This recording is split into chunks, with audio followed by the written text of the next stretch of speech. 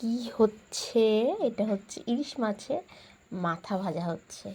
তো ইলিশ মাছের মাথাগুলো ভেজে বললো এটা দিয়ে ইলিশ মাছের দিয়ে ডাল, ইলিশ মাছের মাথাগুলো ভাজতে বসিয়েছে।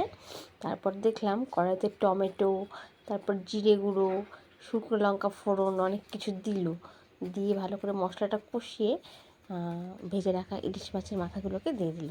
তারপর দেখলাম ইলিশ মাছের মাথা দিয়ে মশলাটাকে ভালো করে কষিয়ে নিল। আমি ডাল করলে আবার এত মশলা টশলা দিই না, মানে ইলিশ মাছের মাথা দিয়ে করলে জাস্ট এমনি দিয়ে দিলেও ভালো লাগে খেতে। তো ডালটা আগের থেকে সেদ্ধ করা ছিল, তো ডালটা দিয়ে দিল। তারপর দেখলাম যে ভালো করে ফোটালো। তো ডালটা কিন্তু খেতে ভালোই হয়েছিল। আসলে ইলিশ মাছের মাথা জিনিসটাই এমন যে যার মধ্যে দেওয়া হয় সেই জিনিসটাই খুব সুন্দর টেস্ট হয়ে ওঠে। তো ডালটা হয়ে গেছে। ডাল